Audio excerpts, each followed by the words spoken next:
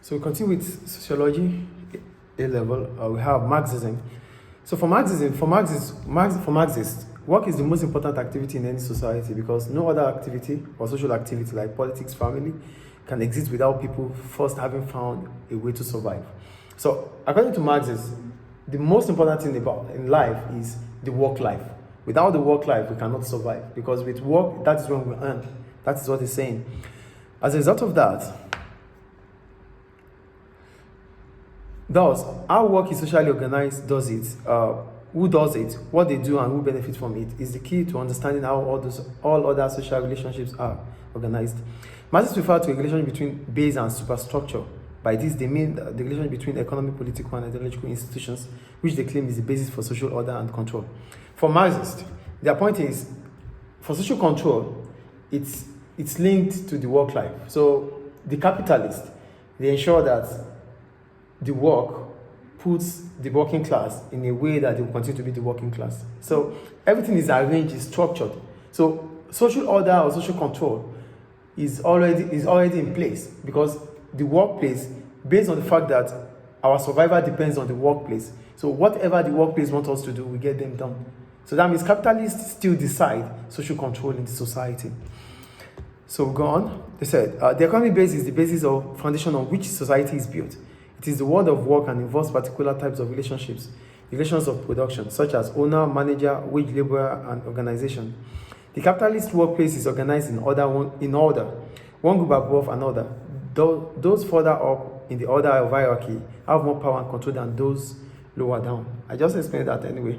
So the workplace, because that is our survival, that's our basis for survival. So the workplace has the owners, the leaders, the workers. So everything is in place. So whatever we do in real life, based on Marxists, always happen within the workplace. So that's for the economic life, so which is relations to production. So production is about goods and services, which comes from the work. So from the work, we have the managers that we have to follow, that has to give us what to do, what not to do. We have the owners of the business. We as employees, we have our own class there too. So whatever we do is already in place, and we just have to follow suit.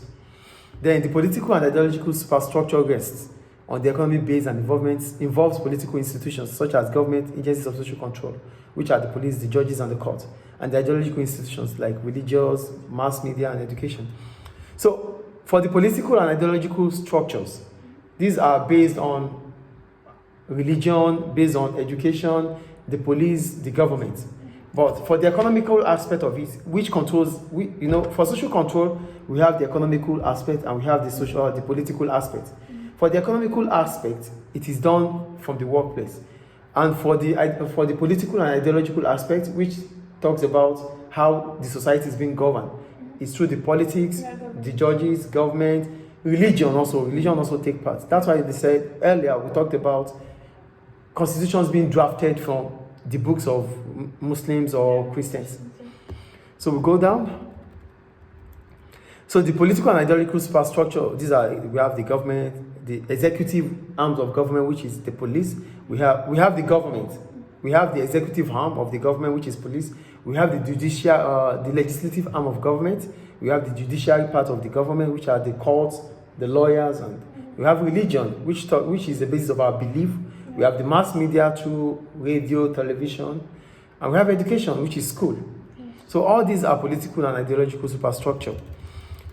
So the relationship between these bases, the workplace is a key area of conflict because of its organizational structure. In capitalist society, this means of economic production, the tools, the factories, the machines that are used to create wealth are owned by one class, the bourgeoisies. We call them the bourgeoisies. The bourgeoisies are the owners of capital. They are the owners of capital. They are the ruling class. We call them the bourgeoisies. So the majority owns little or nothing and so are forced to sell their ability to work. This ability is known as their labor power. It is part of what Marxists call the forces of production.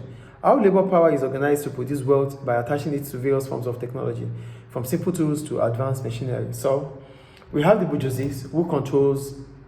They have all the assets, land, capital. They control the society. And for we workers, we only have the labor power. That is what we sell to get the minimum that they will pay us. That is the point they are making there. So in the capitalist society, members of a small bourgeoisie class become very rich because they keep the profit made from goods and services, and most people own nothing but the ability to work for wages. So the capitalist society does not allow you to own assets if you are part of the working class. So either you are a small bourgeoisie or you are a big one, you continue to own more assets, because the working class, we have a name for the working class. When I remember, I'll tell you. The working class are called I forgot. When I remember, I'll tell you anyway. So for the working class, they don't have power, they don't have the financial capability to own assets. The only power they have is their wages. So it means they have to work before they earn. And who are they working for? They are working for the capitalist. And you can't be richer than your owner. You can't be richer than your employer. So that's the point there. So the emphasis on conflict suggests that capitalist societies are naturally weak and unstable. However, this is not the case. This is not the case. For Marxists, they argue that the ruling class is not only economically powerful, but also politically powerful. So, according to Marxists, they believe that the bourgeoisies are not just economically powerful, they are politically powerful, because power intoxicates power. So when we say power intoxicates power, it means absolute power corrupts absolutely. So when you have political power, it allows you to have economic power. And if you have economic power, you can have political power. So both of them intoxicate each other. That's the point, according to Marxists. So it controls what Althusser called repressive state apparatuses, or ways of getting people to conform by force. This can range from hard policing, the police and the armed forces as agents of social control, to soft policing, social workers and welfare agencies policing the behavior